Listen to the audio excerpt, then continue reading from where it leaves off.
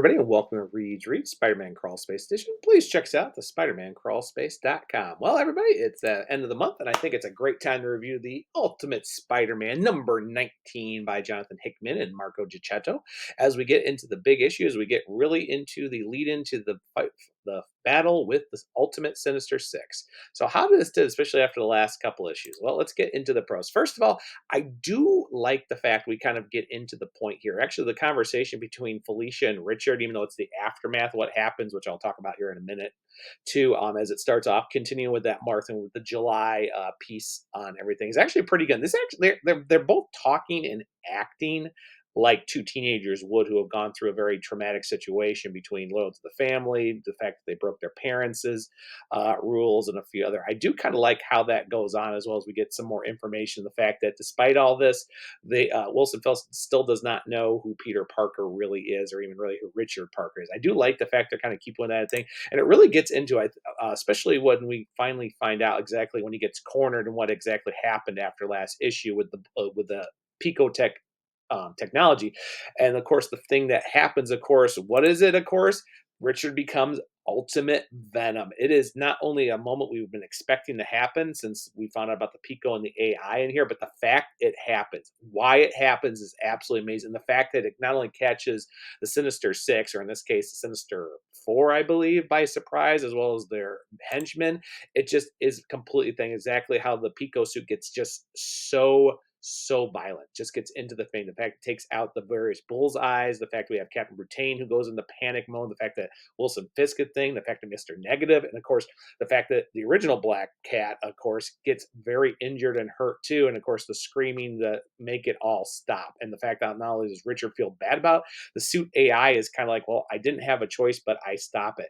It really throws in the area here too, and I do like the aftermath about basically as we find out what's really been going. First of all, we do have the big little piece that's going on here with the fact that what's left of the Sinister Six. And know Mysterio has of course backtracked. Nobody knows that Craven the Hunter is dead, and the fact that we have the spy right there in the area, and Fisk is basically saying, we shouldn't be doing this. We shouldn't be fighting. Now we're to a point to where it's like it's no longer about control, and we've lost sight of that. I really like the fact not only do they get to this areas, but there's actually a normal business and a normal adult conversation.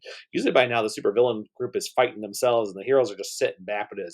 And that actually kind of goes back into this too. I mean, we know what's going on. Good dramatic irony. What does the audience know that the characters in the story don't know?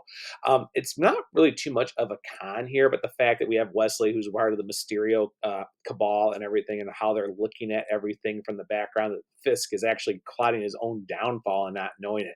I also do like the fact we actually have the things about the Mole Man, him talking about how he really just does not like what's happened. His motivations have always been about his people and his life, and the fact is the reason why he's been part of the Ultimate Six, or why he's worked with Wilson Fisk, why he worked with Mysterio, why he, of course, lets Craven the Hunter die. But the fact too is how he has very interesting. There's a nice little mystery about here, but there's also some great pokes here where Hickman really talks about his powers. Like, wait, I'm on the top floor of this building. How are you able to go from the ground, go through the walls, and then come back? I think, well, it's kind of how my powers kind of work in this universe.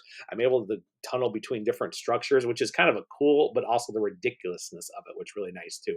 And I also really love, like I said, the family aspect between Peter and Mary Jane's relationship, especially Mary Jane. I really love the Ultimate Mary Jane. It feels like not only the Mary Jane of Ode, feels a bit of the Mary Jane from JMD Matthias's run, feels like the Spider Girl version of Mary Jane Watson Parker, her getting angry, being a parent, everything, the fact that, all the things, all the troubles, all the stress that they always talked about, the spouse of a superhero has to deal with, and how Mary Jane is doing. I love the conversation between her and Peter, him even saying, I want to quit this, we're going to quit this. She's like, no, we're not going to quit this. We're going to see it through. But what is really going on? And him talking about the plan, how he trusts Harry, doesn't really trust Gwen, but she trusts Gwen, that despite all this, but I do like the fact that Mary Jane wants to get the whole story. Like, what is really going on with the plan? What is really going on with the Osborns? What is the whole story with the Pico suit and everything? What's the story about Dr. Octavius? It's a Mary Jane that has been solely missed for 20 years. And Hickman hits this perfectly, and Checchetto's artwork is absolutely astounding with this motion. It is really hard, even with the small cons of this, that I really dislike this issue. I'm giving it an A plus, everybody. This was a great issue. It is probably one of the best Spider-Man books out there. I am looking forward to how the storyline is going to end, what's coming up for the next couple issues as we get towards the, of course, incursion event and the return of the Maker at the end of the year. I am really looking forward to this.